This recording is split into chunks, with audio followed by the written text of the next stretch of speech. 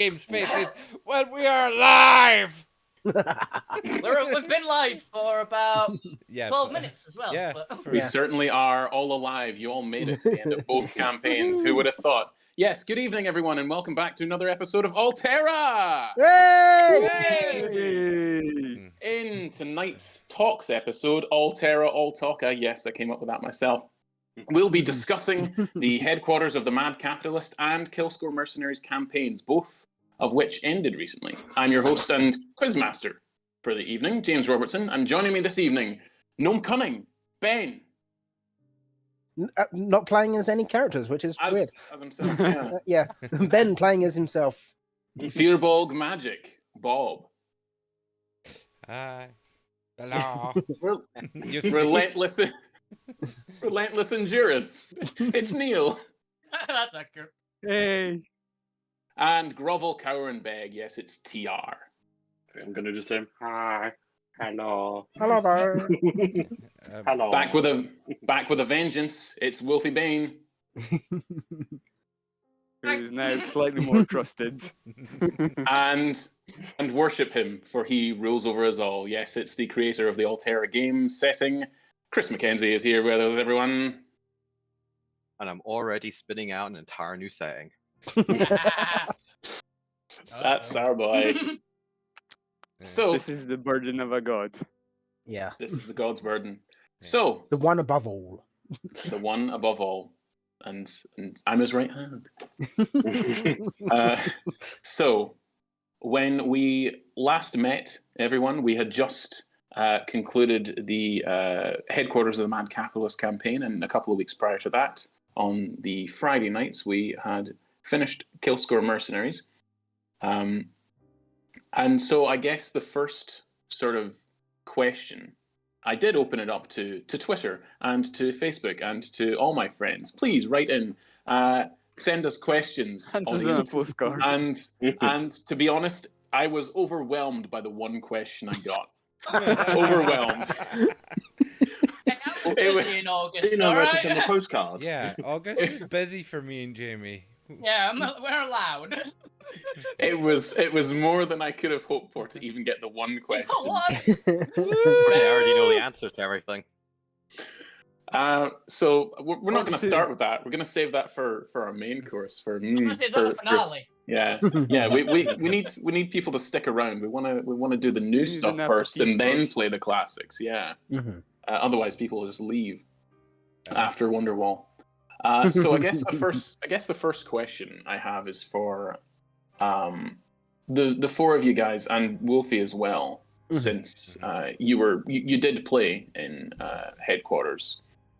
What sort of coming at two different campaigns, I guess, one that was much more backstory and character focused and was obviously the epilogues of long-term characters versus maybe not throwaway characters, but certainly ones you created in mind with combat and this high-level stuff in mind. How was it coming at? How was it coming at it from like two different angles? Because we played a lot of the times we played twice a week, Yeah. and I'm more curious than anything else as to how it felt to either get into the mindset or how it was to play two different campaigns that were in the same world, but sort of juxtaposed. We'll start with Ben. I mean, Pizzazz was one of my longest running characters. I actually made him back maybe, I want to say about November 19, back in Geek Retreat. And I did point by with him. I didn't really know what I was doing at the time. And made him up. Didn't really know what I wanted to do with him at the time. It wasn't until like a few levels later I decided to put him into the necromancy school and eventually wanting to become a lich. That I'm one of the kind of people that doesn't really write out a backstory. I will make up the backstory on the fly. You'll just wing it. Yeah, I'll wing that's it. D&D. Yeah, like Oh, DM. Tink wasn't really supposed to be Pizzazz's sister at the beginning. Tink originally formed as Pizzazz's brother, but I thought, nah, don't want to do that. I'll make her a girl, make her a tomboy, and all the griminess, the not really washing, just the bluntness of her, that just developed over time, because she originally wasn't like that. She was inquisitive, she was bright, she was happy. And then she got blown up by Yellow Arcanite. Yeah, and we'll come to That questions does tend on to put a damper in your day. yeah. Yeah. We'll come to Best of them, questions. really. We'll come to a question on Arcanite later, but for those of you who weren't aware, I actually ran a game. It was an Adventurers League game, wasn't it, Ben? With Pizzazz, I think back when it was level 4 or 5. Something like that, yeah. In Geek Retreat Edinburgh, which is sadly since closed, but it felt weird for me to see the sort of character journey from. I mean, he was already way into necromancy. He was a weird little dude. Yeah. But to go from there to Alterra, it was an interesting sort of arc, I think.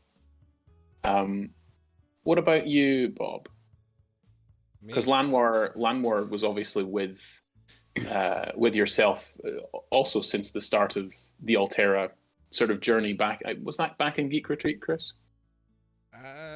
No, Lanwar actually came after Geek Retreat. He was a character I made to replace another character that I'd made, which featured a few times as just a sort of runaway gag in later episodes of Zen, the monk. Yeah. Who was living in the elevator. living in the elevator With Jesse. dumb as a post, and the comic book series of that is coming soon. The Many Adventures of Zen and Jesse. Yeah. Viewership, I imagine, will be up and down. Yeah. Well done, James. Thank you. I'm proud. I thought you would be. But yeah, Lanwar. Lanwar became a sort of I wanted to be the helpful character to the characters that were, because we didn't really have a healer, and I thought I'm gonna try it. I'm gonna try and be the healer and actually give us a chance in fights of not dying entirely. And it's just Not fuck. You hear that, James? Not die entirely. I mean, plus he was a druid as well. You don't usually see many druid healers. Yeah. No. It's the classic role, and you never see it because why? Yeah, and You could be a bear. Yeah. I like the weird sort of thing that the Dream Druid thing sort of presented of, I can give us the ability to hide whilst we're sleeping, but we don't do the whole sleeping bit, so it just came sort of not very used in the games, and eventually So you just walk through people's dreams instead. Yes. Yeah, that was. We'll come on to favorite episodes later. That was one of my favorite ones. But invading people's dreams without their consent. I was there for that episode. I remember that one. Oh, he missed a treat. So I was there. Yeah, he was cameo. You appeared right at the end.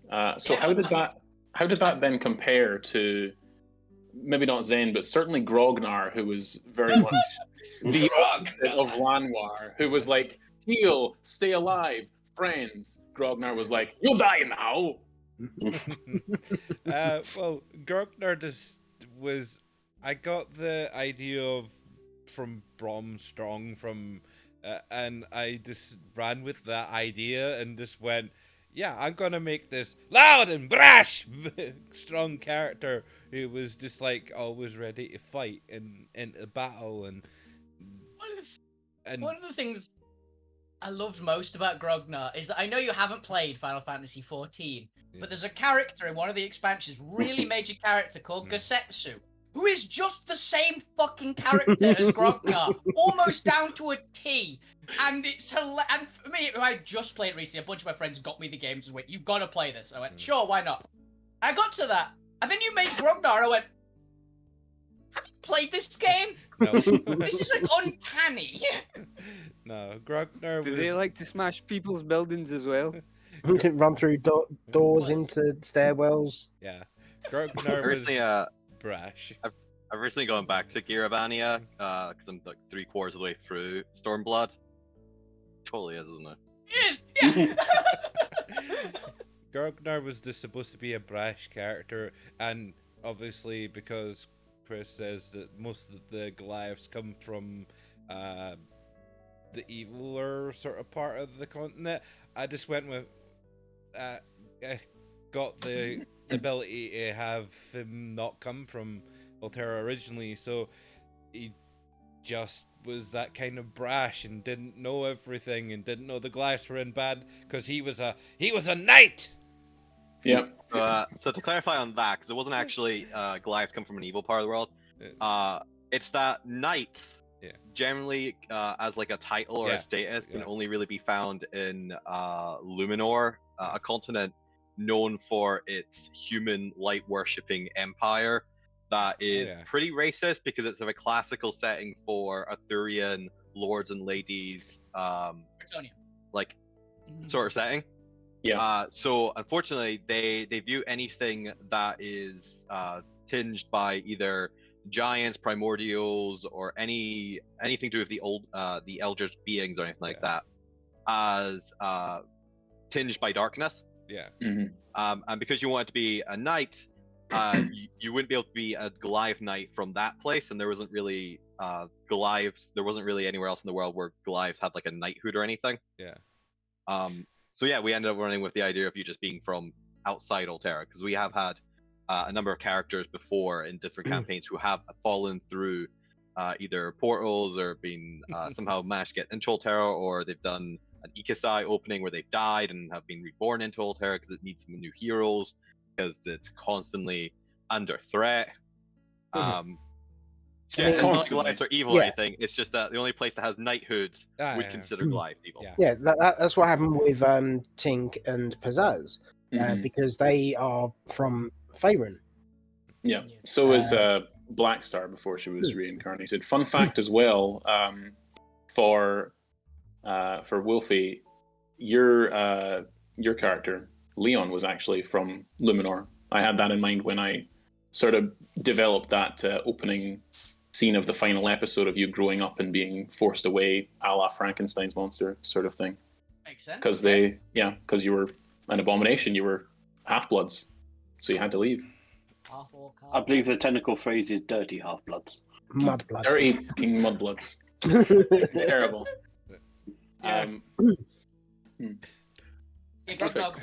Grog, I kept on picking the knight class and not having a real good reason for it behind, because Zen was technically a knight as well. Yeah, it's just that you forgot. I was like, wait a minute, I forgot he's a knight. That's why he's got the fancy ring. That's why he's got a big signet ring on his finger. No, it's just leaves an brass impression knuckles. whenever he punches. It's just brass knuckles. It's just really fancy. And that was also the reason there was the cat companion, because I thought that was a cool way to make the cat companion of leopard print. Leopard print thong. Favorite character of the campaign. Yeah. I loved playing that character because I just decided to do cat noises, and I got taught, and I essentially just no one contradicted me when I said this is what he's doing. It was great. absolutely ridiculous. Absolutely ridiculous. When I joined, and because I didn't know what was going on when I came in to guest on the episodes of Kill Score, I didn't know what the hell was going on. I didn't know. I thought Bob was playing a little laugh track or a little meow thing, because it was the same every single time. I thought it was going, yes, leopard, something like that. I didn't know what the hell was going on. It was to be honest. No I idea. I technically could do something like that because I've got get a soundboard up. Yeah, I've got a stream deck, so I could load load things. There's an afternoon with Wolfie for you then. Passionate meow. Passionate meow. A bit more lusty. Speaking of passionate meows, TR, you have played quite possibly the two certainly the zaniest. Your character building has been like every time I've played with you, it's been incredibly weird. But ultimately, yeah, you remember your characters. A little 2-foot-tall green kobold monk who worships a guy who owns a gym. A 100 and however Is that only many because it's year your old. character you worship? No, You really like that one. No, it's I mean, Black is funny regardless. Yeah, it's the juxtaposition between It's little evil, classically evil kobold thing, divinely punching things.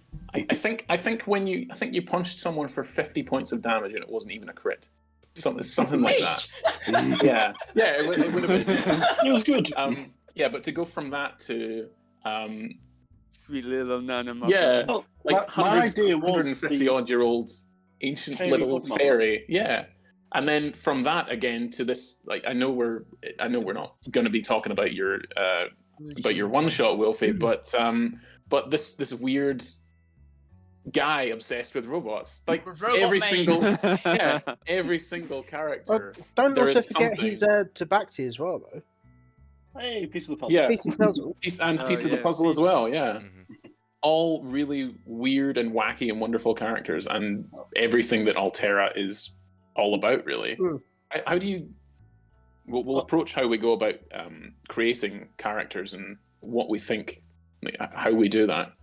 But how was it playing two very different characters in two very different campaigns for you? Well, for me, none of them actually have backstories until we're actually playing. Yeah. The Chris Mackenzie school of creating characters. They have certain traits, and that's what you lean into. Like Mhm. Nana is a classic, like Italian grandma. Like, looks after the kids, but underneath there's a rod of iron that she will cripple people if they get in her way. Beat people over the head with. You'll get me a Switch. She reminded me of Nanny from Discworld. Yeah, actually, she did. Yeah. Now that you Just- mention that. Cheerful and yet would absolutely kill you at the slightest sign of trouble. Is the scariest member of the party, if Mm. despite all the rest of us. All the rest of the 8-foot-tall people with fucking rocket swords. This little lady in the middle is like, and I've killed them all. The heart and soul of the group, but scary when you mess with her. Mm. Yeah, don't mess with the Nana.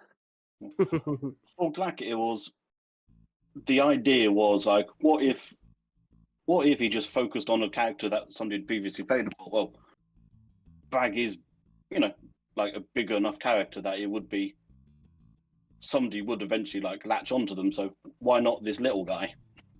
And then just make him ignore him whenever they had the scene together. It's like, nah, Yeah. it's not him. It's fine. Yeah. Move on. That's pretty And I was cool. saying, just like Pocket Chicken just came out of nowhere as well. Which is like, that just happened.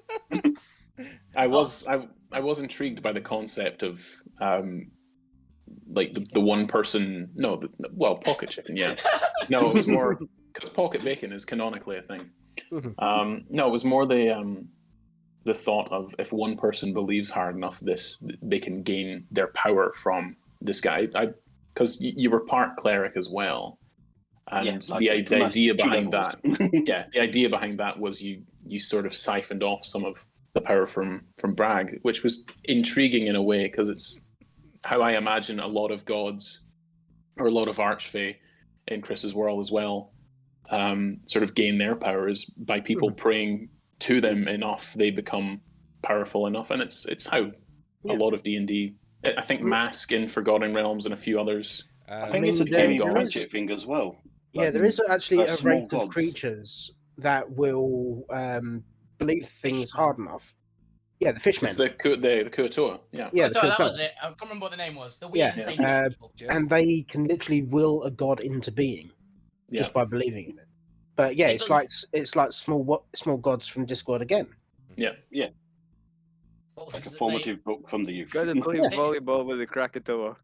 It's like how in Discworld there was a particular god that was literally created by people running over animals and people just screaming, "God, oh God, what was that I hit?" And that spawned. Enough people said it that it spawned a god. It's that kind of. The god of roadkill. It's pretty much the goddess of squashed animals. That was it. Speaking of squashed animals, Neil, we couldn't do that loop without. Yeah. So speaking of killing gods and worshiping gods and squashed animals, you played in Headquarters the kill stealing, pretty much serial killing psychopath. Is how Not a we serial describe killer. him. You, I mean, there's a bold killer all the way through. Like, yeah. I mean, he murders things in his dreams. If we trace if the we- path of your life, I'm What sure are it began. dreams? I'm sure it began with killing small animals for fun. I mean, if we those look animal back at rights. all You the can't fights, start I'm it pretty small. sure, like, Dion killed like 50% of them. Had Oh, the final yeah. blow. I don't want to go back and watch them all again just for that. Kill We count. need- Someone do that. Some Yeah. fan out there, spend your time, waste it completely, and do a kill count. Yeah. We expect it by next week. Yeah, we need our own what was Crit it? roll stats. Kill Yeah. character. I demand it. Yep. Yeah, we can't possibly. He killed my pet. He didn't he?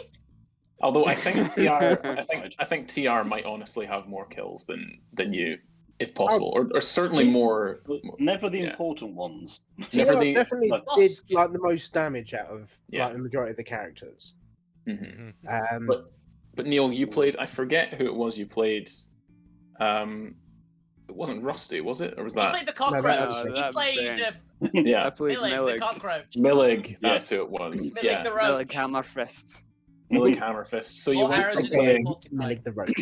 So you went from playing a one character who killed everything he saw with a bow to another character who killed everything he saw but with an axe.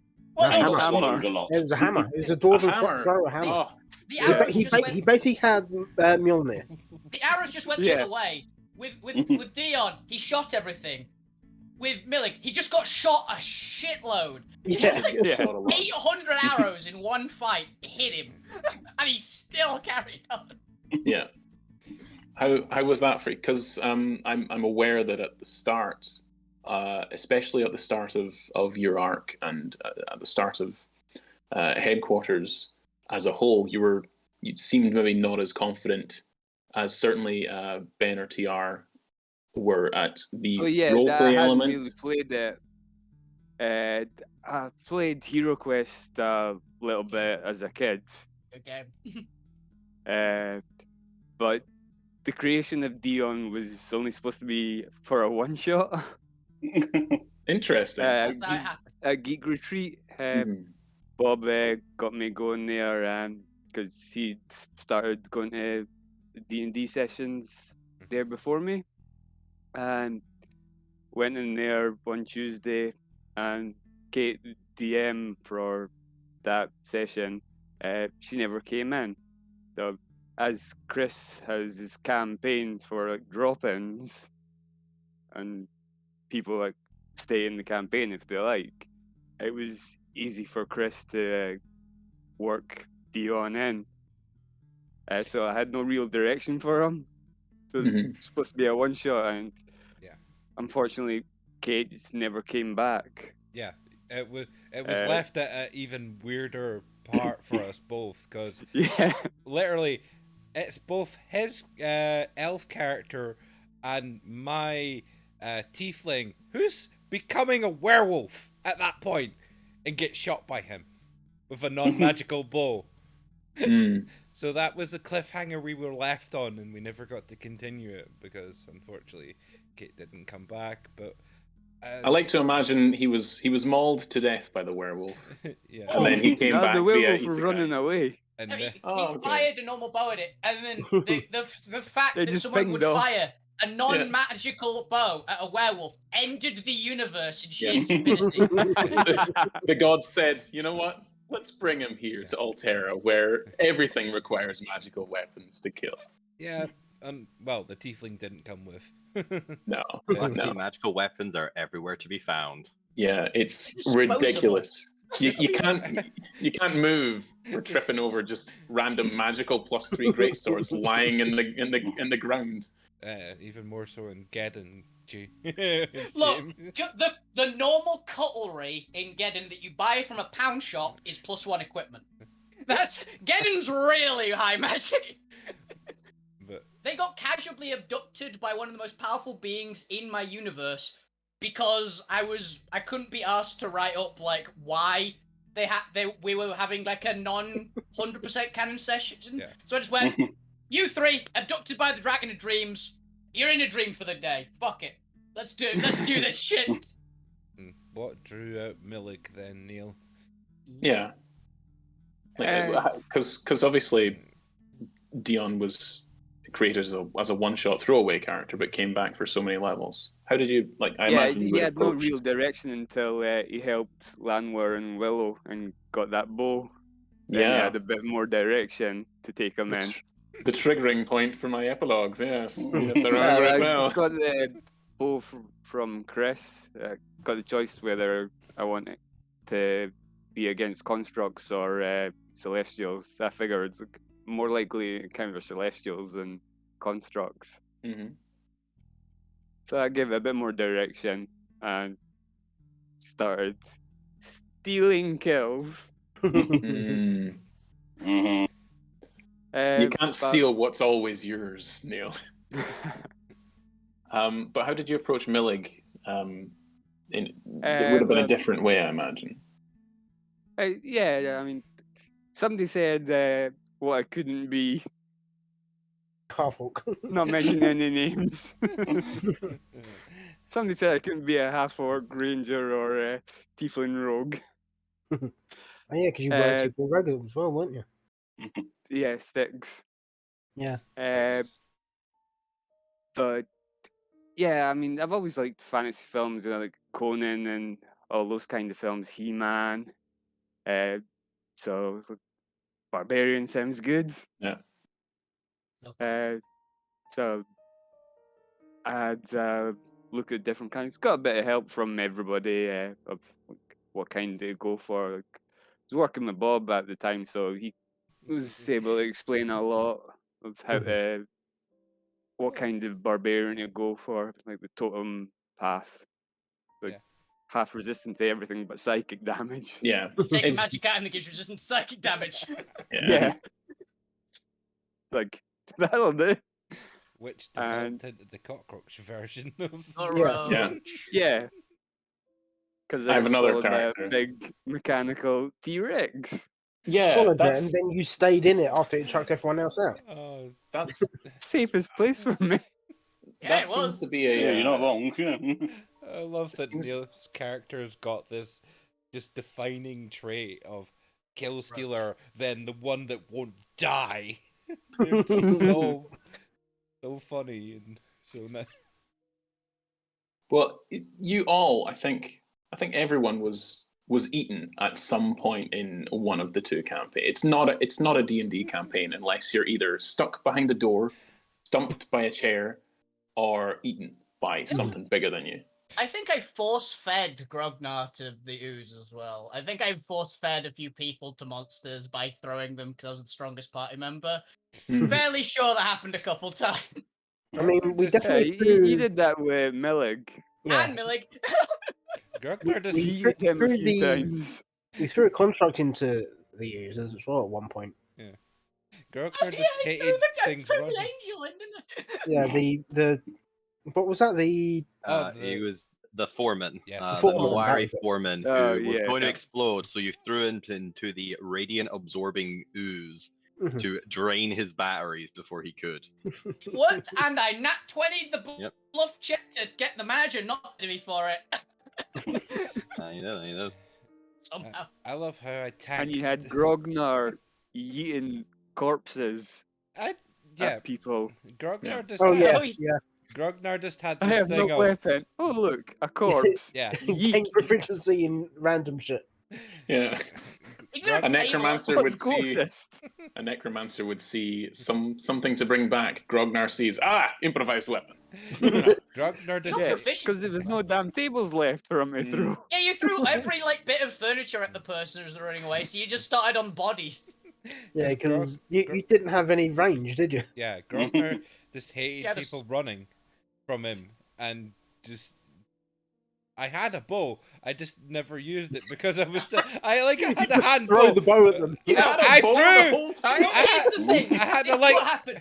I Why is this the first we're hearing of it? I remember I had the light in crossbow. session 1, he fired the light crossbow, Nat won it, shot something, it broke or something, like it snapped in his Yeah. hand. It was something just cataclysmic happened. He went, sod this, and threw the bow at him. Yeah, Yeah. because this Yeah, it was doesn't like, work. Chris, can can I throw this? Can I throw that? Can I throw this? Can I throw the dead body? Yeah, sure. Because Yeah, sure, we got the Make strength. this check. Grognar didn't like things running from him, so everything that ran was instantly a coward and had to be either knocked down or stopped in its tracks. That's why he hated the Yes. the Like hunt. the Kendo. Oh, yeah. Yeah. He I Oh, think I in- forgot about the Ken. Again, I'll just been yeeted across the that was just because one of you, who was it who I convinced? used me. Yeah, you convinced me it was taking the piss out of me, and I I just mean- went. I mean, No, we, Just we all, want it to be a all good wolf. eventually started doing that. It was just like, oh, Grognar, he called you weak. Yeah. Yeah. What? No!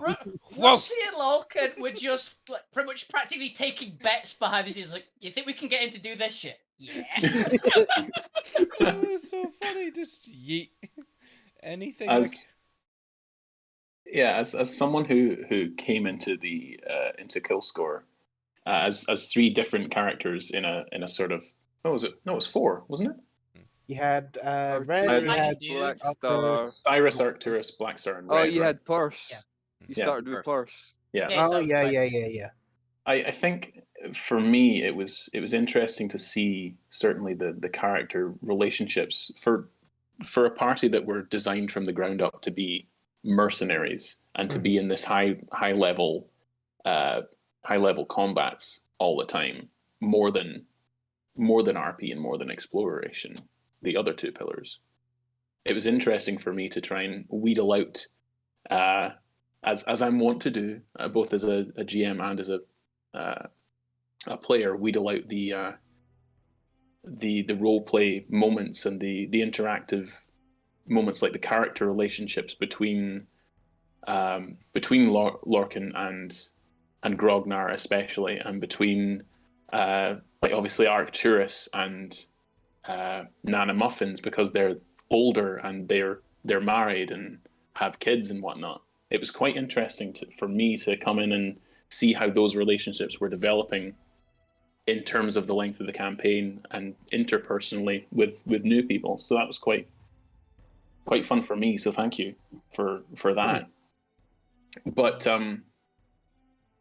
But coming into it as different characters throughout a campaign, it's got to be different than coming in in the very final arc of the final prologue, the final epilogue rather, of the end of the campaign, when everything else has happened, and this is rather unsettling music for it. But so as we build up to Bob. he's back. Yeah, so what that must have been, because I remember because we were playing in Kill Score, the two of us, and I think Bob mentioned to me that you were interested in playing possibly a guest star or a recurring character on Headquarters. And then we sort of came up with the idea together of, oh no, wait, hold on. What if they're a friend that we didn't know about all this time? Oh no, wait, what if they're an enemy masquerading as a friend? Yeah, you literally like you took me aside, like it was like, oh, I've got a cool idea for it. I went, sure. And he went, let's go to another chat and just discuss it. He went, Yeah. what if you're a baddie? And it's like, hell yeah. In fairness, you were up for it right from the off. And man, I genuinely didn't know if any of the rest of you suspected anything.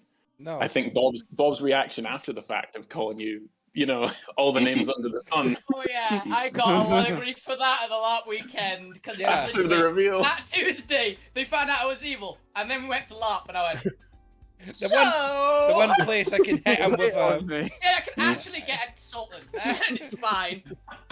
the problem is I couldn't assault him too much because he plays the character who's my commander. I play your direct superior and a guy who can literally rip you in half with one Yes. hand. So 3 hits and he's downed me. I and mean, 11 hits, and I'm laughing at you. Mm. I mean, as a player, I was a bit iffy about Leon, Yeah. because it was Interesting. a like you say, it was someone that we'd technically never met, who was meant to be our friend. I'm like, Mhm. okay, but playing as Pizzazz, I went with it because that was the situation. His memories have been fucked around with, and It's could- entirely possible. We Yeah. do know this person. it's Yeah. entirely possible that we did know the party Leon. did know Leon, The pro- and the mind flayers, or at the time we didn't really know. No, we did know it's mind flayers. You thought it was Junkrat that had been Yeah. who was the main enemy, and I'm like, oh, okay, interesting. You were saying, because that's the brief I got, was they started to like have some suspicions of Junkrat, and Mhm. you were thankfully letting me like have a bit of free reign with manipulating the vision. So I was causing all sorts of mayhem for you guys that was just appearing like Junkrat. I was saying just have Junkrat's eye just over there, just in the little background, just flash up Yeah. for a minute. Yeah, this was in the Dreamscape episode. Again, still one of my favorite episodes. It was fun. But yeah, so actually, might be difficult to cut down, but in either campaign, I know I definitely had favorite moments in Kill Score. I think the episode with Arcturus, or one of the ones I was in with Arcturus, is probably my favorite for all the character interaction and backstory stuff, backstory reasons.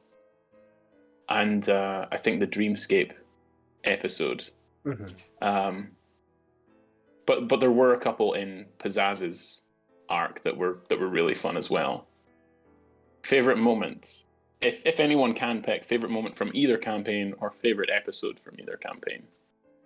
One for Kill Score, as hilarious as it is. It's between 1 and 2 for Kill Score. Mhm. Hilarious. It's got the final episode was awesome. I Mhm. freaking loved the final episode. Mm-hmm. Just the cataclysm.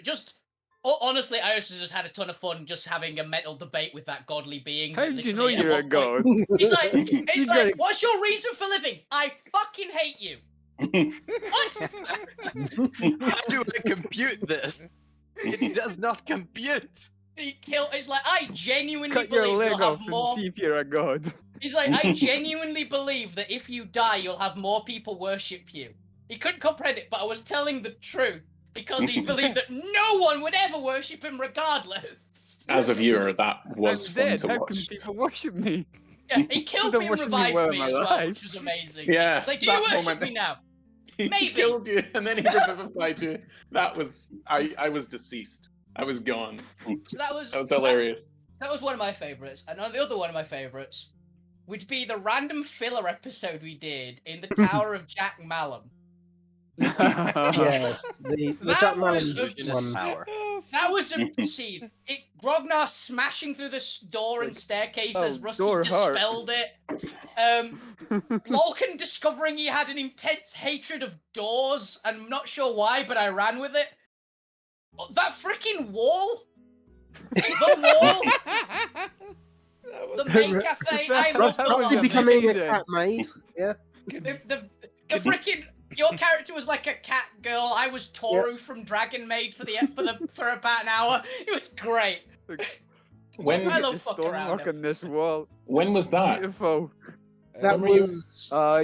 You weren't in that one, It was James. two Oh. people weren't here. I think Nana Muffins and you weren't Yeah, here. I was Yeah. there. I Oh, watched it on a man. bus. Yeah. I was like, It- what? That was also the first one we actually recorded for the Kill Score Mercenaries. Yeah. That episode Yeah. 9.5. I didn't. Yeah, I didn't 9.5, do that one. yeah. I've seen them all apart from that one. I'll need to go back and listen That because one Oh, was that was funny. obscene. Is Yeah. the best description for Because it. it was literally to get my next book of, Legendary book. and it just Yeah. ran like It devolved. now Chris, did Malum trick them as well into jettisoning important documents into the astral plane like Oh, it he did wasn't with actually Black Star? It wasn't actually He Jack wasn't Malum. there. It was No, he was a Jack It was a Jack it was Malum his number fanboy. one fan. Yeah, it, it was his fanboy. Yeah. Yeah.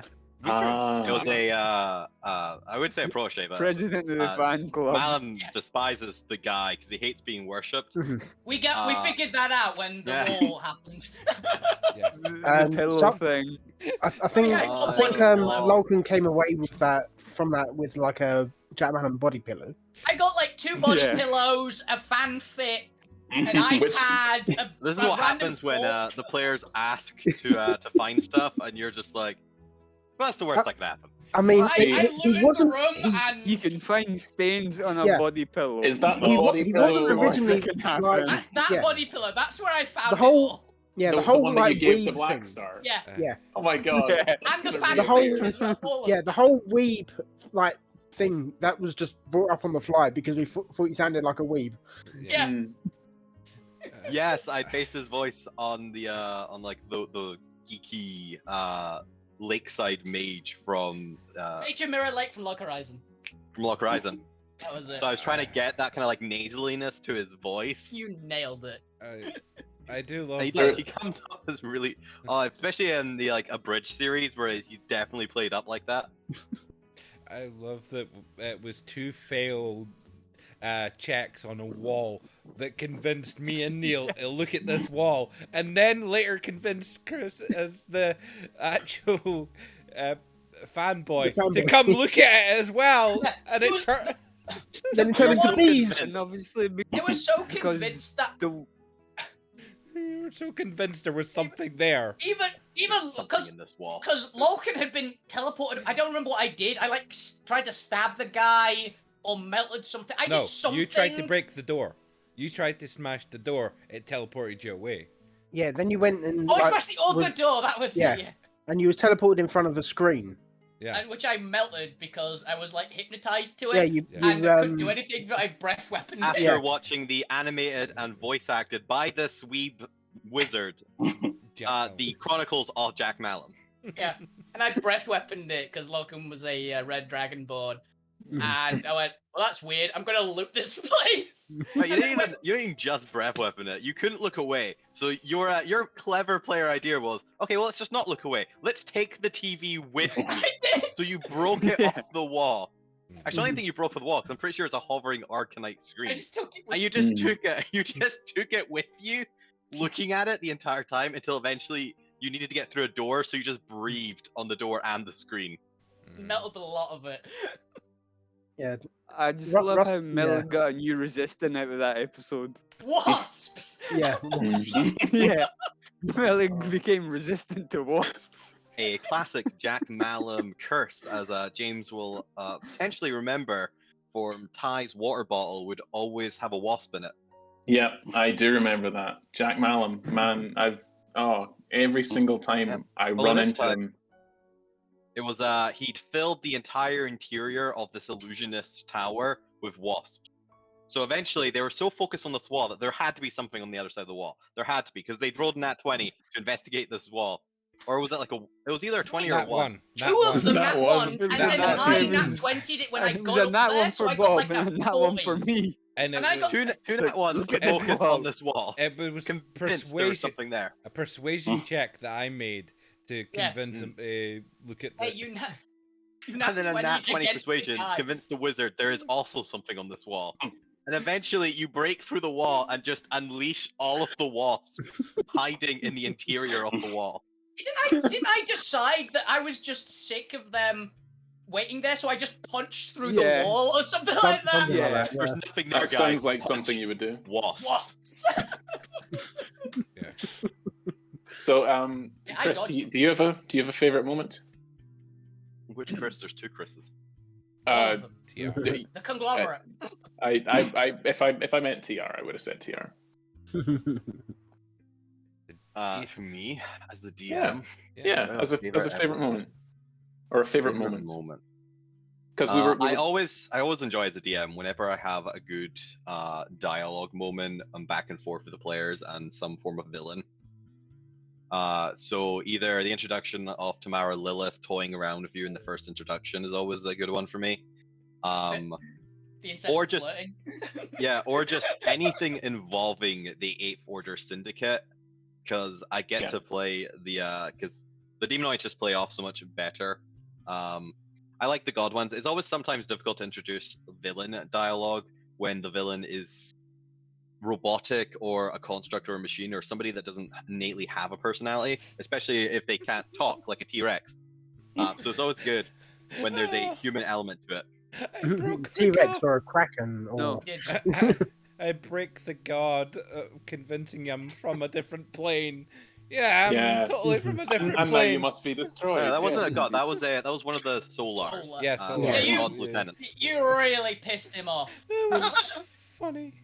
Well, speaking yeah. of your interactions, we were talking about this at the weekend. The rest of you, I think it was was it like a worm creature? You had the really nasally voice for, and The Jerry slug-like creature Yeah. from one of the Oh levels. yeah, I Light Novel. remember him. I just remember I could not handle it, and I just lost it for about 10 full minutes, and then you lost it, and that was it for about 20 full minutes of game time. We were just pissing ourselves at just this voice. Did he not become the new boss of the place or something? Something happened. I think he got a promotion anyway. Yeah. That was pre-stream. Was that back? That was pre-stream, I think. It was pre-stream, but yeah. while we're still doing it online. Oh, You I just wish I could go back and listen to it. You just reminded me when we abducted that freaking clerk from the knowledge domain that we Oh. decided was named Oh Kevin. yeah, yeah. Bill Kevin. It was Dave, and we just essentially said it's Kevin. Yeah. It's Kevin now, and he went, okay. Yeah. Sure, friends. Let's go on an adventure. Yeah. Hey, he's still with us. We saved him. I think. Yeah. I'm pretty sure You we You saved did. You repaired him at the end. You actually, because he'd gone down, because the solar The ooze explosion. was trying to drain off him. No, but you guys deliberately pushed yourself using resources to get in front of him and actually save the robot companion. Mhm. You must save the companions. It's we important. saved we saved Kevin, and I saved the other Solar by just going, you know what, I'm fucked anyway. I'm standing between you. I'm getting hit by this Mhm. thing instead.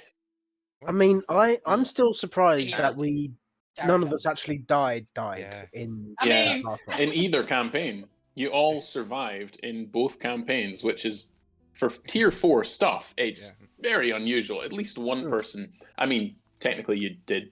Well, your Yeah, clones did of die. memory But, clones of you. Logan did, yeah. Yeah, Logan but died twice in the campaign. no complete kills though. None that No. were permanent. No permadeaths. Because we got resurrected with money. Even Junkrat came back. Yeah. Yeah, messed with you all there, didn't I? Mhm. What about you, Yeah. CR? Any favorite moments? It must be hard to pick one with all your zany characters. Like every moment you live is another favorite moment. I liked in the final when Clack decided to go on to the villain side just to set up a cock punch. That was I awesome. very much enjoyed that because the rest of the players just like, the fucking what now? Yeah, and I you just rolled a enjoyed the nat moment, 20. like, yeah. You rolled a nat 20 deception check, so I was like, I I'm went, not sure I believe you. Yeah, the god was unsure, and Leo went, I believe him. I defect. Mhm. Everyone Swap else was side, unsure. Sounds Yeah. legit. It had very Neville joining Voldemort at the end of Deathly Hallows energy. I expected more than a 2-foot green guy. To be honest, I was hoping for the wizard. I mean, I know throughout like the epilogues, I was just trying to figure out what was happening when Junkrat started appearing, like sort of a la what's her face in Doctor Who, Madam Lara. no, Madam what's her face from Kevorkian or something from the Silence. Mhm. When like she'd slide open the door for Amy and close it again. That's what I was imagining was happening with Junkrat as well. Yes, He was- that was that. Yes, You've got me. Sure, let's go with that. I mean, that's what I was imagining Copyright. in my head. I was, And yeah, I was. I think I'd figured out fairly early on that we might be in some sort of ooze matrix. You did actually. You figured it out pretty much after episode 3 or 4, and then you changed your mind because it was like, oh no, this can't be a news matrix. And then you changed it back by the end, which was it was good fun. That self doubt. I was so worried that it was just Junkrat messing with us. It was going to be like Junkrat. Haha, big joke, haha, funny. Because that I put you through this for no reason. it would have felt so anticlimactic that we'd gone through all these hardships and all these trails for Junkrat but your big switch up and change of it was just like, oh, that's so much better. And because I was like, I really don't just want Junkrat to be messing with us, because that would just feel kind of. I just want to batter Junkrat after that. Yeah. Be like, To death. how dare you mess with me like Now that you just wanna to get keep the CD? But yeah, the change. Got it in the end though. Got it, he did get it. Your change and the throwing in of the evil character was just like, oh my god, what the fuck? I did not expect that. I think because I was very convinced that, yeah, I've invited my friend to come play with us. He's not going to be an evil guy. He's here to help us. My last name is literally Bane. That should be a good indicator. Yeah. But it completely fooled me. It was just like, I did not expect that. That was a curveball for me, at least. Awesome. You to be fair, you were on the track a surprisingly large number of times, and I think I said something every single time that just convinced you, nah, I'm fine. Yeah. Yeah. And that's what it was. I was like, oh, he's catching on, just gonna throw that way, and we're good.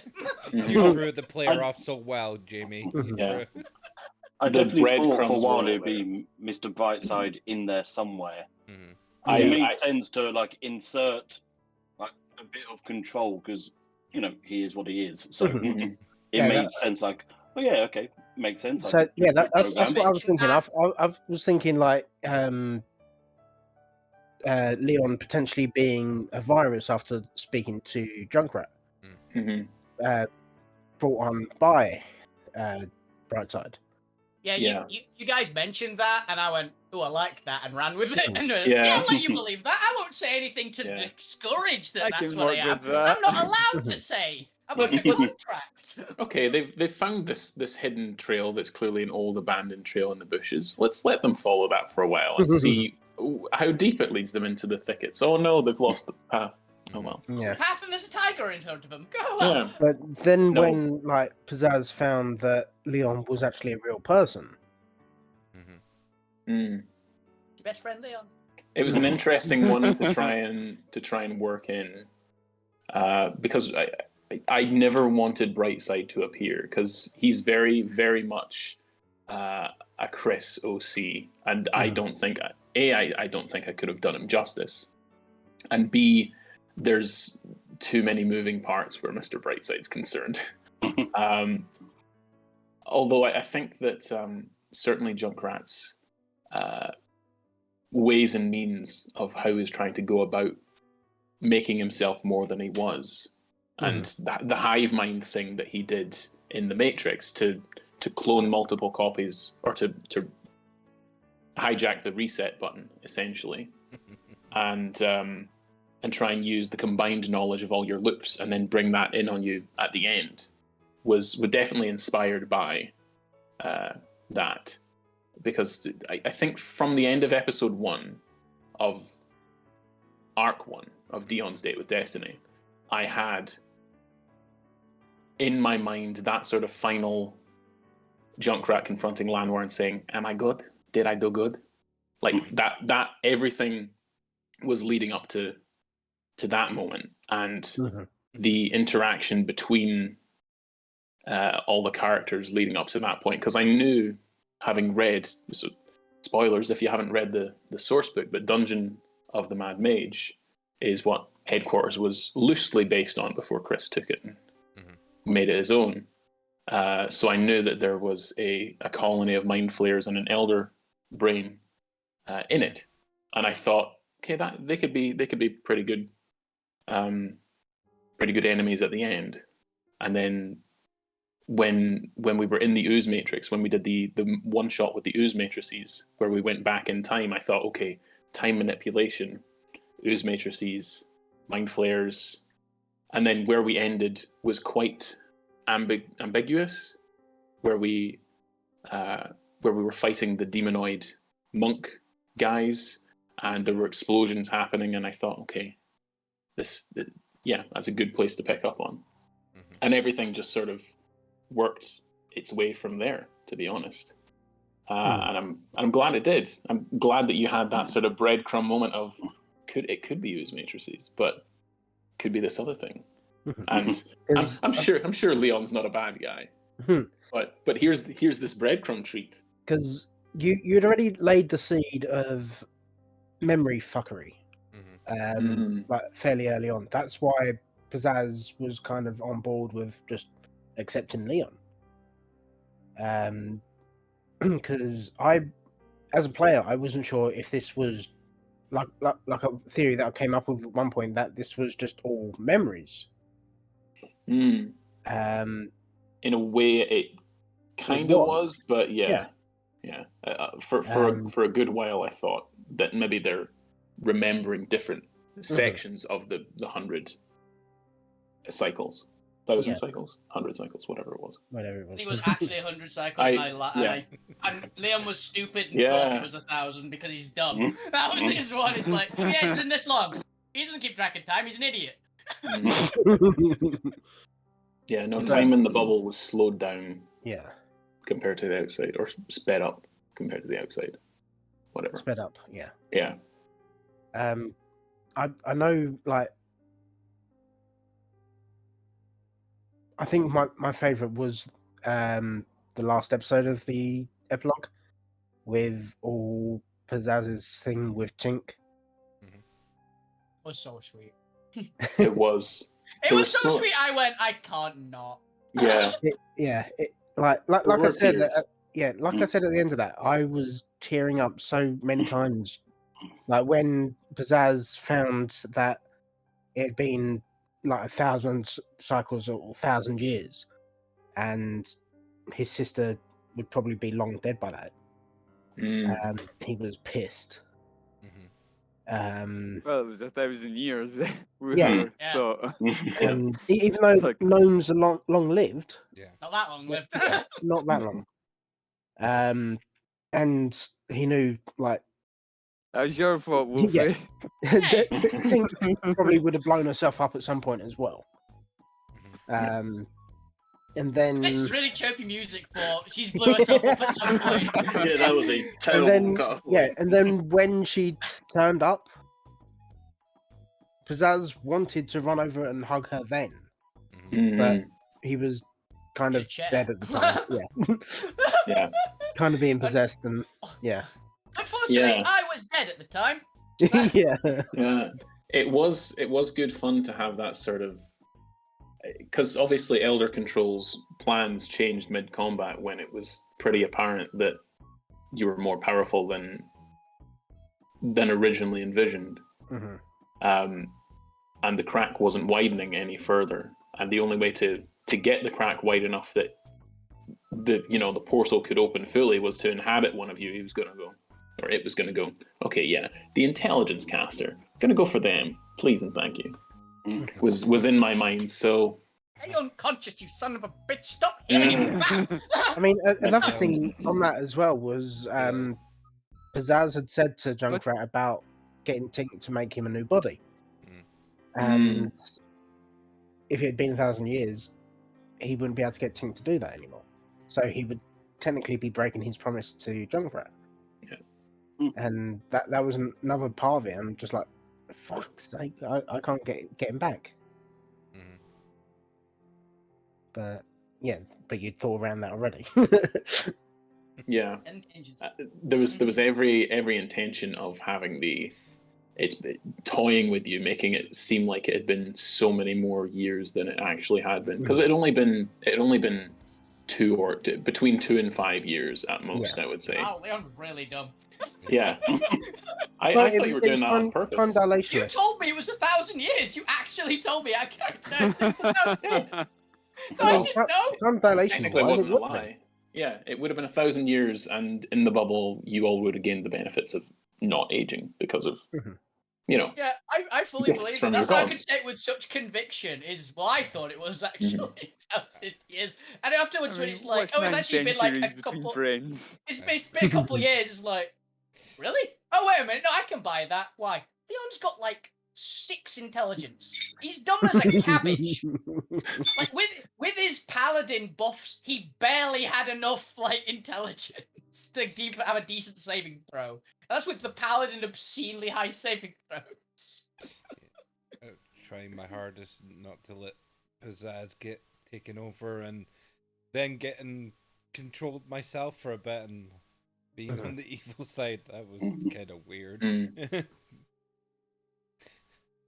Yeah, I think Pizzazz went down like 4 or 5 times during that fight. It was a good few times, to be honest. You took all of my spells to keep you back up. Every single one of them. It took a lot of my abilities to keep you down, to be fair as well. Yeah. I also had to open with the smite. I thought I can't, because of all the things that happened in kill score, I could not start with banishing smite. As an idea, it's like, you know what? Just opening banish. No, bad. Yeah. You did not have to smite me as much as you did. You killed my pet thing. Yeah. She attacked me first. It was She self-defense. didn't. She just dropped you from about 90 feet in the sky. Yeah, that's fine. Yeah, I mean that's why Yeah, he's going, I'm Pizzazz, going to like, smite him. yeah, that's why Pizzazz just fucked off into the sky for a while. Mm. I'm not gonna lie. I was literally at the point of, if they actually manage to down me this time, I might actually kill Dion because I've got the free attack. I might. Yeah, the relentless endurance. There's not a terrible odds that I just hit him, crit him, dead. Yeah. I can't think off the Let's top go. of my head about a favourite moment for Dion, but in kill score, I would say my favourite moment with Millig is when he was fighting, I'm sure it was the Lord of the Hunt, and he's on a magic broom, and he kept getting paralysed. And Millig was literally hanging on the broom with his teeth. Yeah, And because you he forgot was- how to walk. He was still up, but he's literally biting onto this broom and still taking punishment. You just been like mind grabbed by the solar, which made you forget how to use your legs, hadn't you? So you were like, "How do I do this? I've got my And I hammer got in the my hand." ability to use my legs back. I attacked him and I missed.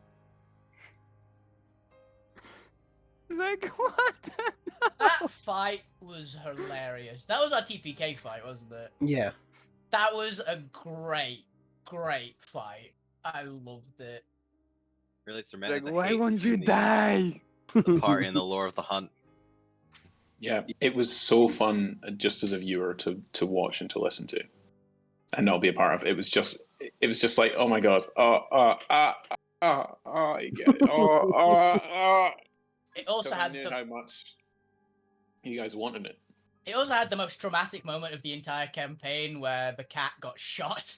Yeah. Yeah, I mean, It's that's what hilarious. happens when you bring the cat into the combat and start using it to bring people Yeah. back up. Yeah. You want to talk about how many times people go down in a fight? You all went down about 10 times each. It was incredible. It was great to watch.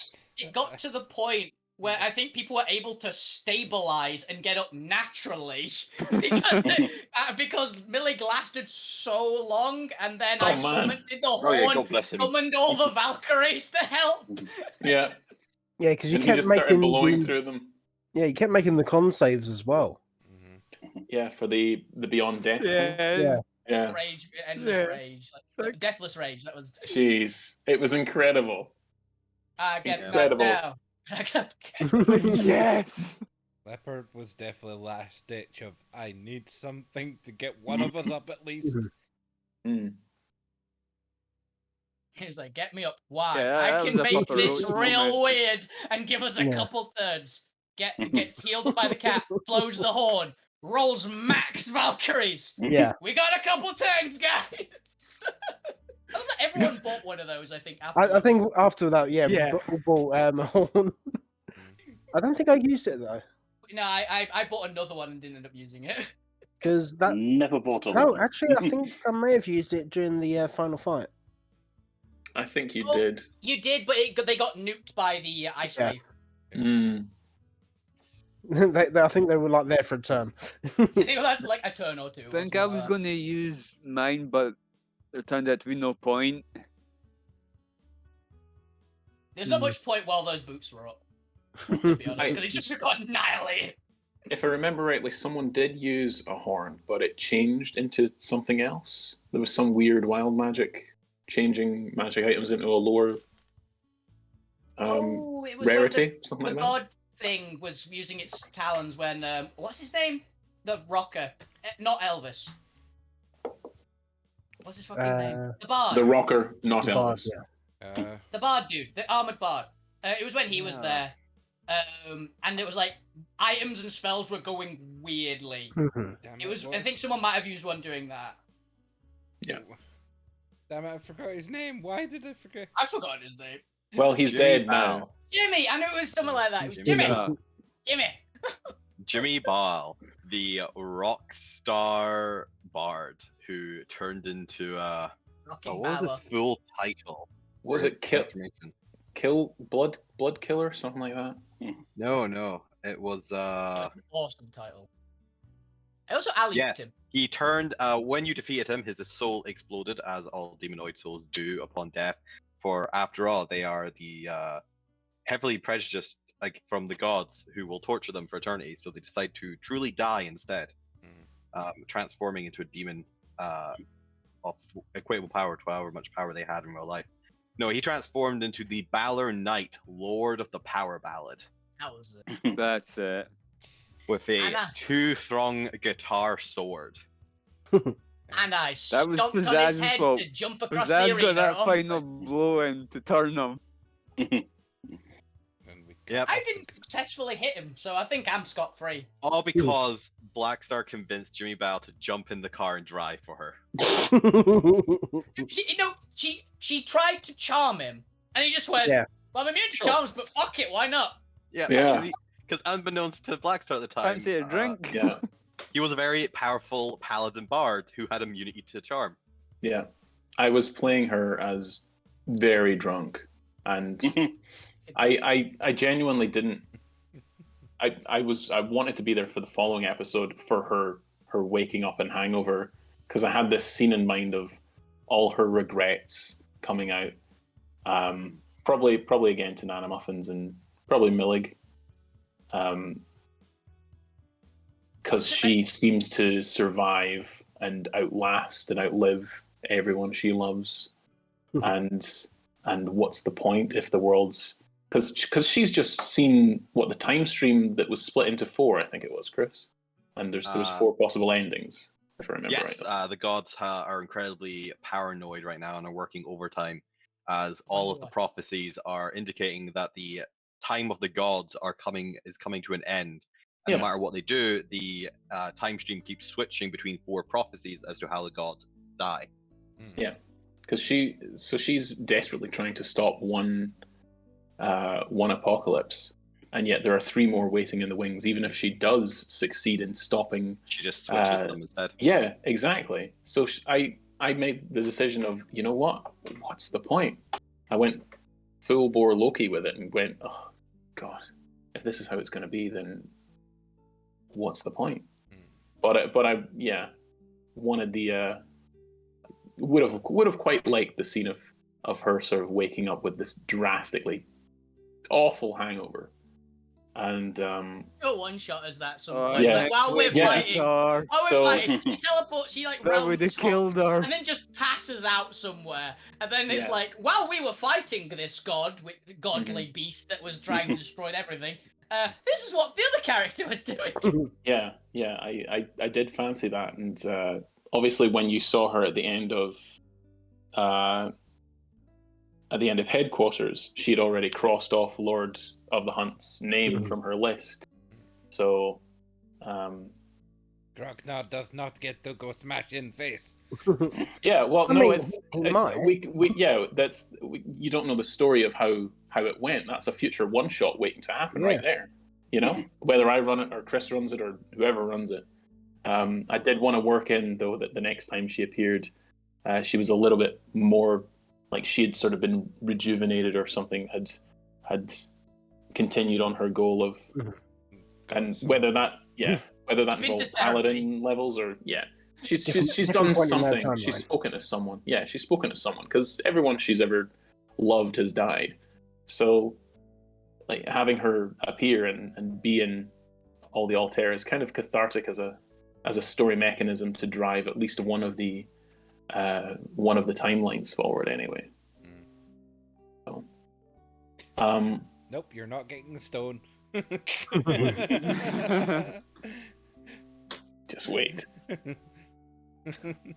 Landwar feels like he click of the fingers. Has to protect that now. He's taking over Willow's sort of guardianship of it. That's the main reason I figured he wasn't going to give it up quite so easily. Yeah, it was an interesting one, but yeah, she obviously doesn't need to return to Sigil. She can. She can get back portal wise, but enough about Blackstar. That's future campaign stuff. But if she can identify a portal and not piss off whoever's guarding it, she can go back. Because remember, Sigil can't be teleported or plane shifted into it. You need to use a Sigil portal to get into it. Yeah. Which, but good thing she knows Jack Malum. Malum. She knows Jack Malum and Rainbow, who has both of Malum's keys. Rainbow, who stole her uncle's keys. Yeah, I didn't want to say, but this is how she actually got into Headquarters in the first place. She knows Rainbow, and since Rainbow's trying to bring back Oberon, and so is Blackstar, there's a mutual help me out kind of thing, get me there, and then she obviously Rainbow knows Bragg, and so And planes currently, hopping. Rainbow is hiding from a few of us. Yeah, so that was how come she turned up in the final. Like Rainbow. 1 out of 5 so far? Then so it's one character out of all of the other characters. Likes them. All the It was others a Friday hate 'em. session. Speaking of characters you liked and disliked, I have a list of a bunch of NPCs that y'all met during your travels. Some of which you saw once, some of which you. Nobody said there was going to be a memory test. No. It's more. Hey, I'm gonna win Lucian's this going, one "I can't easily. hear Do you remember having your own little? Yeah, neon. Neon. Neon. Character New copyright. character. I'm gonna play as Neon, a character named Neon next time. Very Already- glamour the bar. tabaxi. Very glamour bar. Tabaxi Okay. Ranger. Although I did play as Neo. No, I was no, whatever. So were there any? So you have Dangleberry the Imp, Neil, who was your familiar, who essentially Yeah, lugged I all your thought it was equipment just around. for that We one saw him in session. episode 1. We saw him in episode 1. Didn't see him again at Owl. all. He followed the wrong set of owls. He did follow the wrong set of owls and was there when the thing imploded. We also had Ricky the raccoon. We had an awakened yeah. Ossiog that Glack actually got a few scrolls and a diamond from. Yeah. Nice They- diamond. He essentially had a sentient bin. Essentially, that's basically what. Yeah. That's what Ossiog is. It's a bin with feet. Yeah. I mean, so one Willow- like enemy that I'm surprised you didn't bring back was the Weeping Angels. Oh, I hate those things. interestingly enough, They were in the. So you know how you guys went into the Mind Flayer lair via the back door, via the Flumph entrance, and into the museum of all your times together. Yeah, the Flumph entrance, the Zen I Garden. love that that's its name. It's the Flump entrance. It's not the Zen Garden. It's the Flump entrance. Fine. But essentially, that was one entrance you could have taken. You could have gone in via the labs, the experiment labs, where the Mind Flayers were essentially. So in Primeval Series 2, if anyone's seen that show, they go to the different time periods and kidnap some of the monsters. So what the Mind Flayers had done was they actually had an undead Garestro. They had a couple of Weeping Angels. They had a few of each of the Sorrow Swarm that you guys ran into. And one of the options, had you navigated that entrance instead of the Flumph entrance, you could have unlocked all the cages and set them loose inside the complex instead. That was entirely an option. You guys stayed us But away. yeah, you guys, things interesting. Yeah, it would have been. But yeah, they were absolutely there. It just didn't come up. You just didn't go that way. I think they were thinking they were a of going fun that way, and I said we go the other way. Yeah, they were a very fun enemy to have though, and oh man, the fact that they appeared and Alex immediately went up to the statues by himself. I'm like, okay, all right, okay. Arcanite. Get the chameleons out. Purple Arcanite statues, okay, because obviously Chris time locked. Time Arcanite. It was good fun. Anyway, triggered the trap, started running away, and then Bob summons a bunch of king geckos, and they're just looking at the statues the entire time. And I'm like, okay, well the statues now can't chase you through the maze, so I guess I'll have the Garestro reappear again. There's an arm there. Yeah, but that was it was entirely an option. You could have run into them again. I'm glad I didn't. I hate Weeping Angels. Liam would be like, fuck this, I'm out of here. Yeah. Fuck this shit, I'm out. I've forgotten the question. Yeah, you're saying your NPCs, Ricky the Raccoon and... Oh, yes. There was a bunch of others. NPCs. Bunch of other NPCs. I was just wondering if anyone had any NPCs that were their favorite, or anyone that just they immediately wanted to go, you die now, kind of thing. Jack the Gith was pretty great. Captain Jack, yeah, okay. I liked him.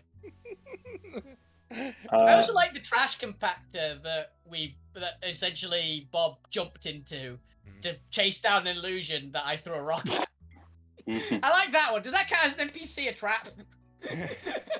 I'll allow it. I really like it. It was mostly because my head had been messed with beforehand. Them convincing they had annihilated my grove and killed my friend, the dragon,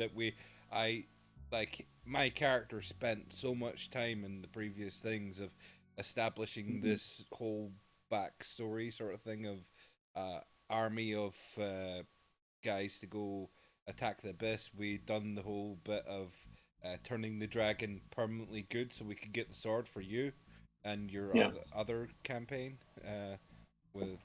and it was just like Lanwar would take that to heart and be extremely mad and angry and upset that all his work for and all his allies, all his friends, all his time spent making this grove and making this place to go help something else, because he was doing it to try and either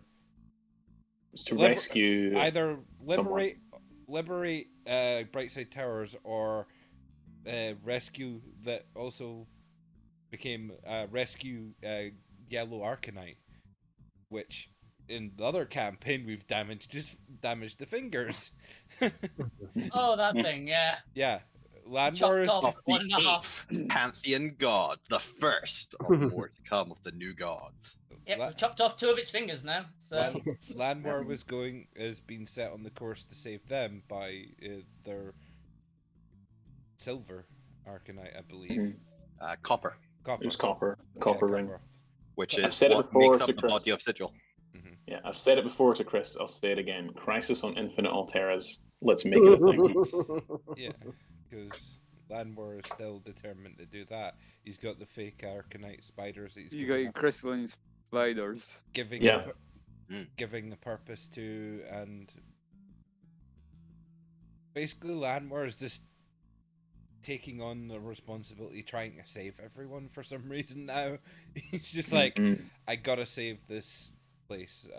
I've taken over with getting the Grove key and taking over the Grove. He feels more responsible and kind of wants to do everything he can to help.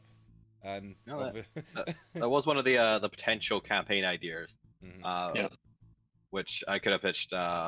But I really like the idea of take going away a little bit to like an alternative Alterra, and then coming back. And Alterra. I love that. Also, there's just there's now a giant nail salon in Landwar's domain as well, and just like because I was like, well, that's one of the components, and Landwar's gonna try and get those components for these potions and things like that.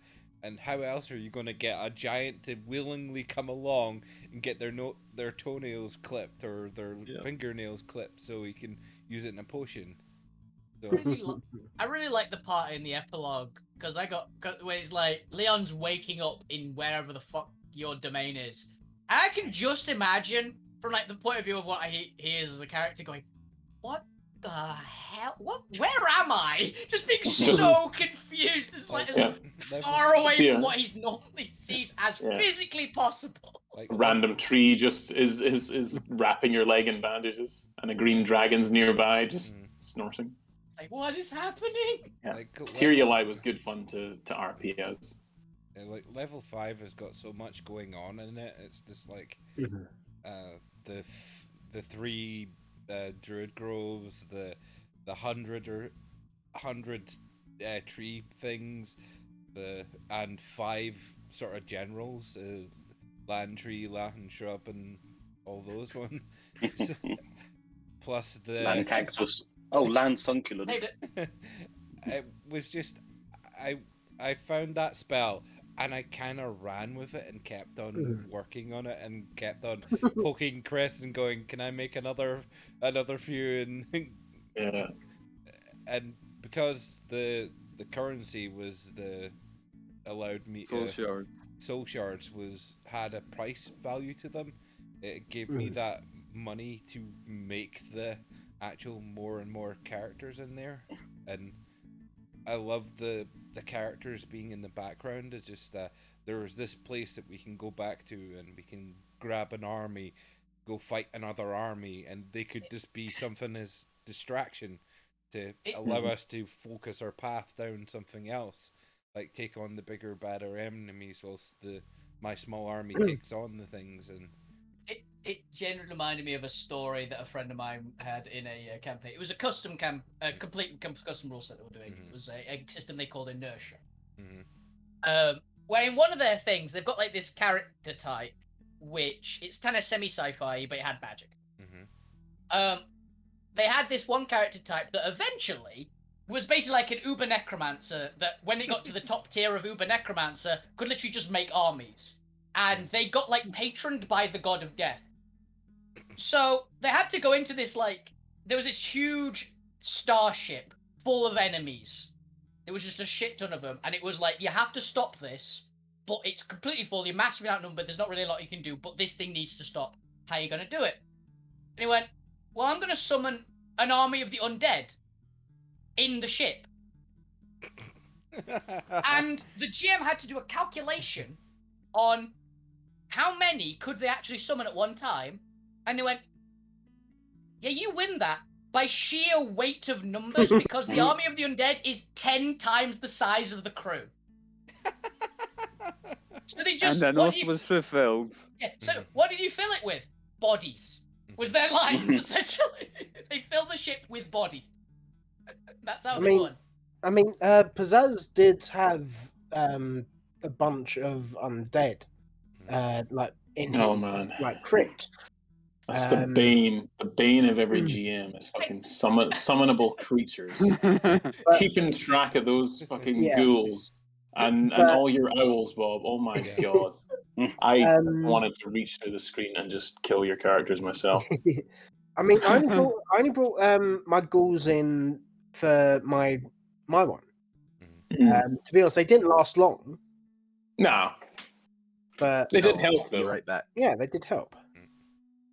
Um, Summonable creatures are always a pain in the ass to Mhm. GM. and then what was it that I summoned in the last one? It was a undead But- spirit. Yeah, it was. Oh yeah. Yeah, Oh, the rotting corpse Yeah, thing. yeah. Yeah, I know what you mean. The one that gave, like, the sticky disadvantage. thing, the sticky Yeah. corpse. Yeah, I There remember it. was what was his name? Bob.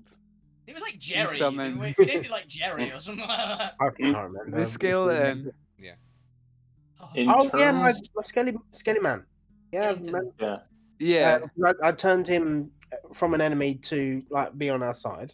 Ah, Yeah, that's yeah. the one. that Did you was not call him Bob? it was a I think- bone claw. Yeah, bone claw. Yeah. Oh, Ah, Jesus. that's it. Yeah, no, I failed. I rolled like a 2 on the save, Mhm. Yeah. and yeah, so I was under his control. Oh. But even so, it was like, oh god, how do I do? Like, I don't want to keep control of this. So I decided from then on, okay, You got going stuck forward, somewhere. yeah, going forward, I'll just make it so that if you want to use them in combat, you can, but they will be cannon fodder basically, or you can have them not cooperate in combat, much like leopard print thong. There Are we we go. waiting for? I was like, I don't know. Yes, that's what I was waiting for. Better late than never. Yeah. He was just like Um, character to use. buffering. It was Yeah. it was a character that I got to terrorize you with. Was more than was anything else. They Really were got along there. with my character somehow. He was used for sort of clutch things or allow you for comical stuff in the He background. was basically our metagame pigeon. Yeah, Yeah. it was very fun. He was...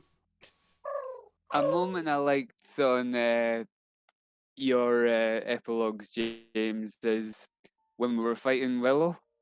You know, when she Yeah? turned evil and we found her. With the baby god in the tree. Yes, the heartbroken. Yeah. I used against them The fight to against them. attack Willow.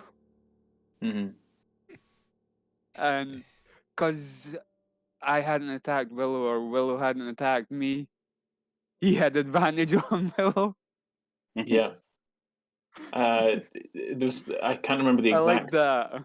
Yeah, I can't remember the exact Sorrow Sworn, but the Heartbroken had disadvantage on creatures that had attacked it because it's heartbroken by the fact that it's been attacked, and it had advantage on creatures that hadn't attacked it. So it was like it attacks you at disadvantage. Oh, Look, no, I stand against the tide. I redirect it towards Willow, and he has advantage, Yeah. and he hits, and she's grappled and restrained. Okay, it's time to whip out the Yu-Gi-Oh merging with the winged dragon scenario, and I just thought, yeah, you know what, that's how she goes. Wing dragon. But you know, her transformation to evil was seeded even in, I think it was episode 1 or 2 when you met Ricky the Awakened Raccoon, because he actually mentioned that Willow awakened him and just left him amongst the garbage To do away. Yeah, pretty much. That was her experiment. That was part 1 of her experiment to take control, basically. So the breadcrumbs were all there. But yeah, anyone else have any NPCs? I love. They're obviously not an NPC, but I think TR made just a throwaway line in one of the episodes of one of your lamb clones goes out on the pool at night dressed up in drag or something. I just love that, and I'm like, okay, not sure where this is going. I love it. Let's see where it goes. And just the wee interaction there, I loved it. Sorry. Also makes sense. I did love. Persona. the sauna scene, because I watched that episode because that was the one before. Yeah. Because that was the one before I was cameoing, so I need to know some context of what the hell I'm Mhm. walking into here. And the And the sauna just was like, right. That's How am I what you were supposed to deal with walking this into. character? I'm not I mean, gonna lie, I yeah. don't know how I'm going to interact with this character, but I'll roll with it. I mean, Mm. how much like brag lore did Glack make up? Yeah, everything. that's what I'd like to know. Everything. All of it. Yeah. Like He once killed a man by looking at him. His water in his gym. Yeah, the His private stash of water. the flavored water with like the lemons and limes in it. Yeah, It's the a lot of it was just TR, and I was like, okay, yeah, sure, why not? Makes sense. It's the He's- freaking Stig. Yeah, Yeah. he's Some got say- he's got a hidden stash of candy bars in his desk that Bragg didn't know about. Oh, cool, Bragg just found them. Yeah. Great, now he knows about them. Great, cool. Fantastic. Some say he sucks the moisture from ducks, and that kind of thing is what I was expecting. Some say he can look at some say he can okay, like Stig and like the manapede at Laugh if Bob remembers Yeah. those stories. It's like some say it can see very well in the day, but also at night. And some says it has wings, but others say it crawls on the ground.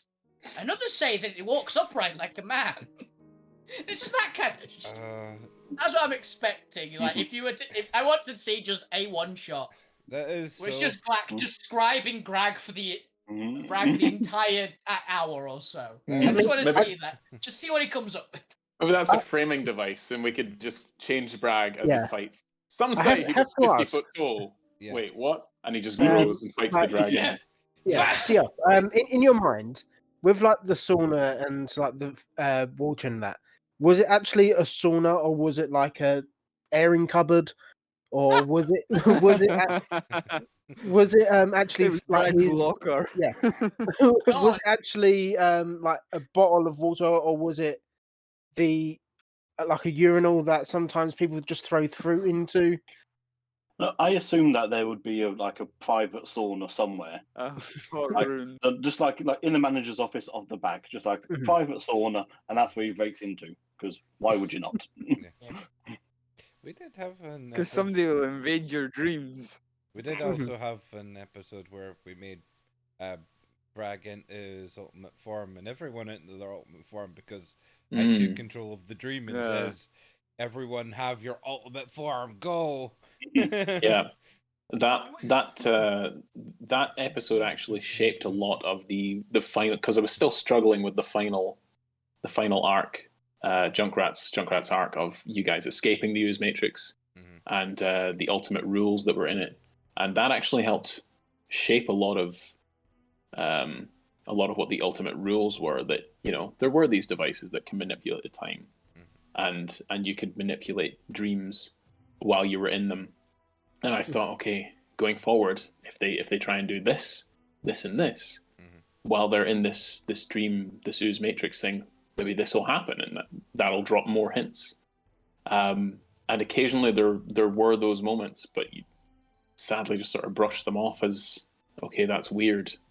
That's weird. Anyway. Yeah. So how many like plot drops did you put out that we just ignored or just brushed off? Or is there too many to say?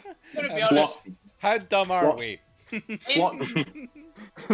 There were never any explicit plot drops. There were always like the vaguest breadcrumbs. So at the end of Dion's arc was the first one where People music. Junkrat pokes his way through a box essentially in Ziraj's warehouse in the center of the maze, and it sort of acts like the green zeros and ones looking thing. That was like the first clue that he was poking his way through through a virtual world of some kind, because I knew that there was going to be that room at the end of his arc that he was sort of staying in. I already knew that. But that I guess was clue one. About his ultimate sort of thing. Yeah, that was the first clue that made me feel like Junkrat was messing with us, and I was like, "Oh, please don't say he's messing with us." I was like, if he's Because he messing was with always us, coming out at the end, yeah. the very end of the epilogue. 'Cause I think that's where I came He's up. screwing with us. Yeah, He I could think that's where I help came up us. with the Matrix stuff. Yeah, but like I said, in Arc 2, small changes can go unnoticed and don't trigger the time loops, which would have obviously alerted the Mind Flayers to his presence, baby. The music change. Yeah, there we go. But yeah, How so close small was minuscule changes. Lan to breaking that? Because you mentioned that Lan was so close to breaking that time loop when we did that episode. Oh no, he was more close to getting what I was putting down. Basically, he was close to understanding, and he was like, no, I just didn't get it. That went out and started fireballing everyone. Yeah, yeah. Pretty much, if Junkrat had to, like, he realized pretty early on in his mind palace thing that if he went out and started saving you guys, that the Mind Flayers would go, yeah, a little glitch, turn off and turn back on again. So he had to be subtle and like move through the boxes and say, Dion, here's a back door, or here's a small button, Glack, to blow up the Teenage Mutant Ninja Turtles gym, global gym, essentially, because it always exploded. It was just giving you that little, I'm here. Here's a button. Because this is how it actually because that's how it actually happened in real life. In the first, wasn't even a loop, but it was in the In the dream, wasn't that a thing that we talked about when making Leon? It's like he's supposed to be too good to be true. That was like part of the idea for how he looked, which is like his glowing golden paladin, shining armor, in a literally halo of light. He was supposed to look a little bit too good. Essentially, that was the point. And I could be wrong here, but if I remember correctly, was it not Bob that was so adamant to save Leon? Yeah. When at the end when we met him, I'll hold up my hand and. We've got to save Leon. He's our friend. I mean, I think it was between Lan and Pizzazz. Let me hold my hand up here and say that it was we had invited a friend. He was sitting in the wings, and I was like pushing it forward because I was like, I don't want to have him come and have guest star just and wait for nothing and wait for nothing. So I admit, as a player, I was pushing it a bit forward and trying to hurry the story on to get him in. Yeah. Not knowing that he was going to be evil. But it was... Hey, I was good until you did what I wanted you to do, and then I'd be evil. Yeah. The second you were going to insert the virus, he was like, no, though. I don't think so. Stab in the back. Yeah. Smite in the back. So if we hadn't have freed Leon from the Doge Matrix, would it just ended when we screwed everything up? No, I didn't need to think about that. I had a whole episode to think about. Okay, they don't rescue him. What happens? But I knew you were going to rescue him. It barely crossed me. You can see in our hearts. The thing is, did you always... your hearts? And also, I did largely break out on my own because I wasn't on the same system as the others, which is why mine was off in the corner. Yeah. I just opened it at any point, essentially. I think he would have came. But we didn't have the knee-jerk reaction of, shit, attack him. Yeah. We don't know him. Yeah.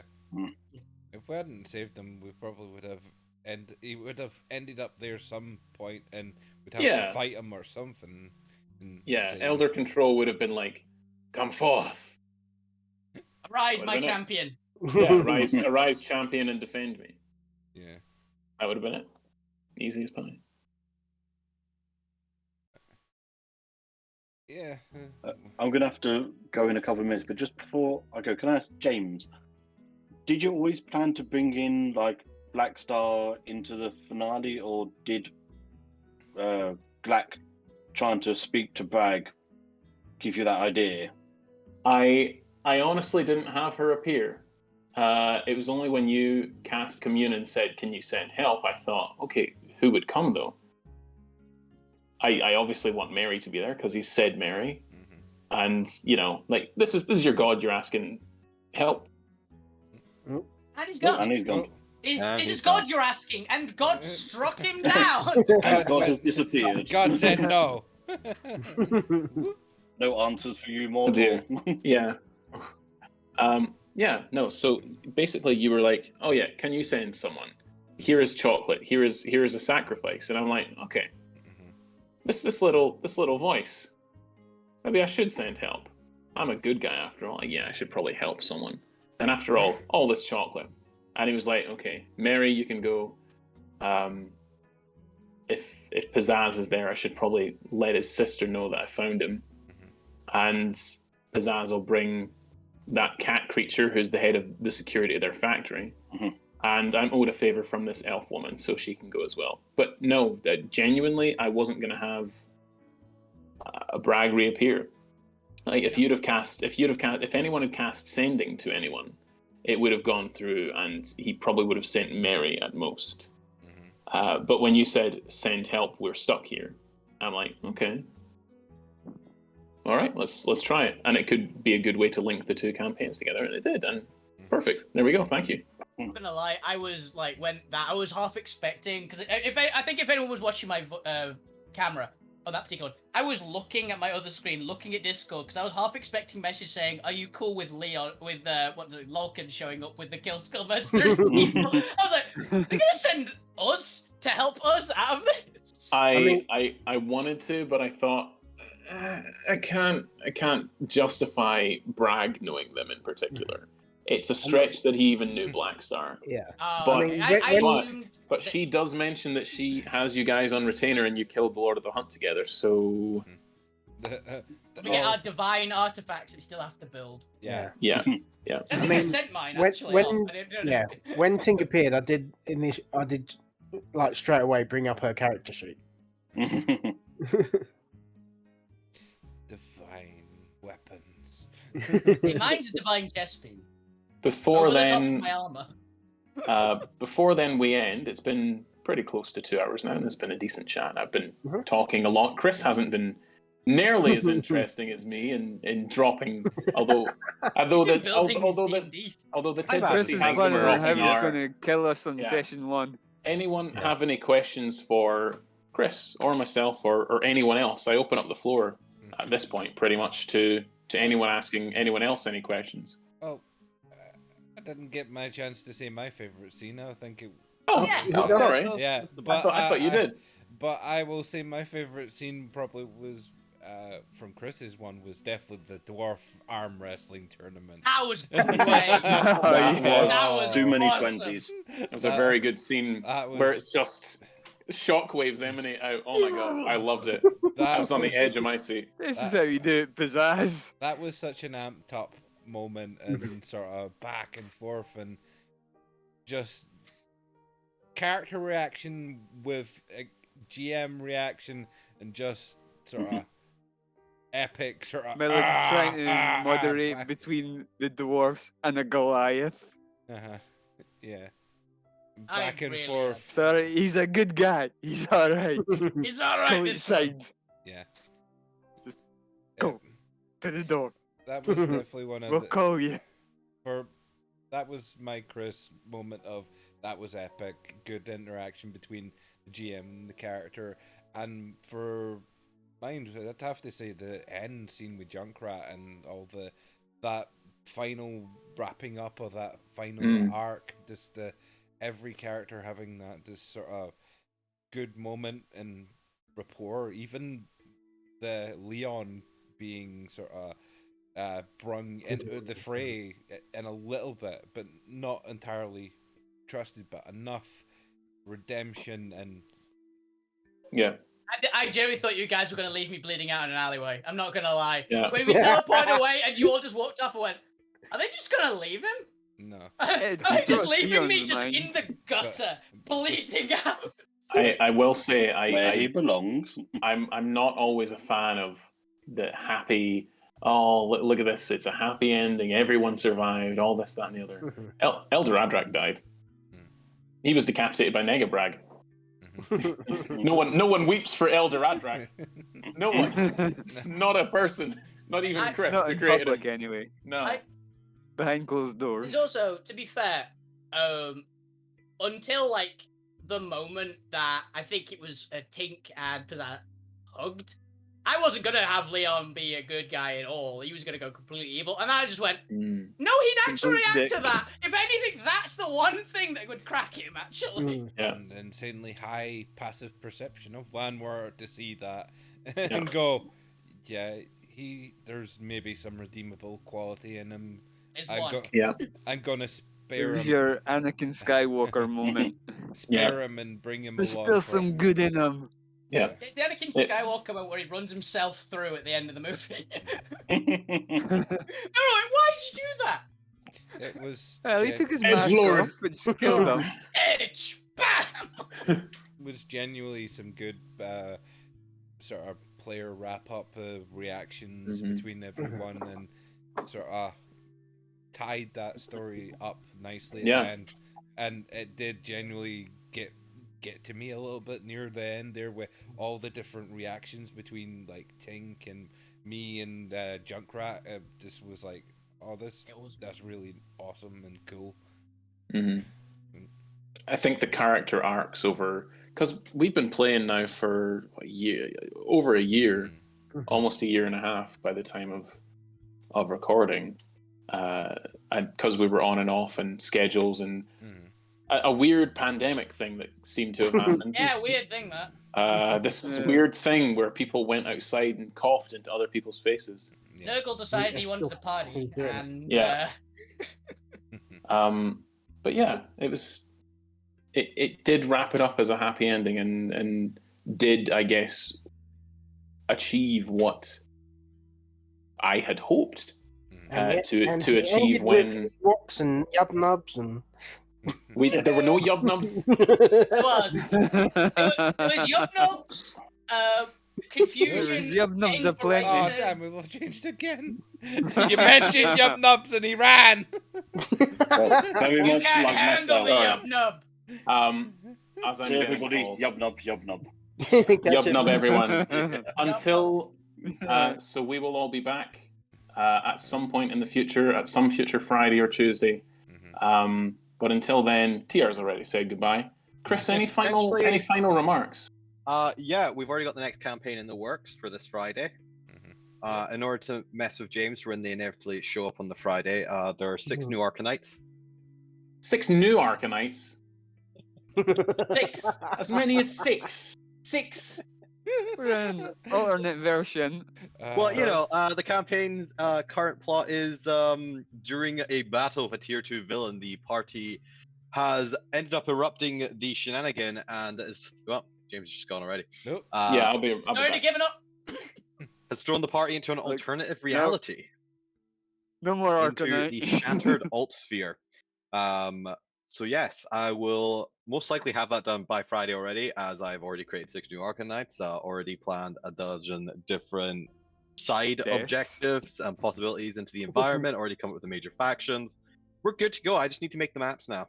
I need to change my character from one Roll20 game to the other because I built it in Killscore going, I can't be asked to program all this myself. I'm just going to put it all in Killscore and I'll do it later onto the actual one. But I will talk more about specifics with the players after we finish up the stream. Yeah. So yes, look forward to that.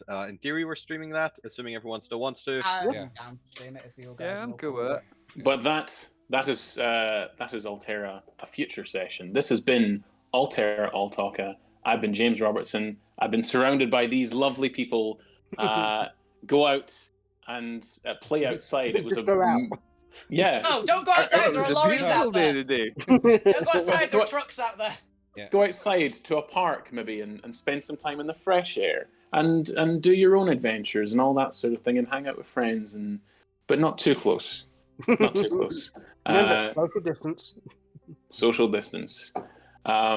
Yeah, But unfortunately. this has been the discussion, Alterra Talks episode 1, discussing headquarters of the Mad Capitalist and Killstore Mercenaries. Thank you, Ben, Neil, TR, worries. everyone. Chris, you've been amazing. Good night. Now roll initiative! Rolling ship on Rolling! Yum. Yum! Yup, yup. Yum! Canon now, James. I really do have to go now Right. because I'm getting Yeah. calls. This has been great. See you next time, yeah? Catch you later. See ya. Love you guys. Bye. You too. Bye. Bye. Do You you actually have want to any stop doing live now? Yep. do you have any wrapping up words you'd like to say, Chris? As the other GM, the first GM we ran with, Yeah, I think this was The good. one Yeah. above all. the one above No, all. good. Most of the things I have discussed is future campaign stuff for Friday, so we're good to end there. Okay. Cool. Cool. Bye.